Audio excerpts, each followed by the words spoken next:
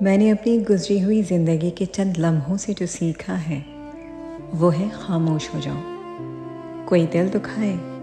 خاموش ہو جاؤ، کوئی آپ کے بارے میں غلط بات کرے خاموش ہو جاؤ، رونے کا دل چاہے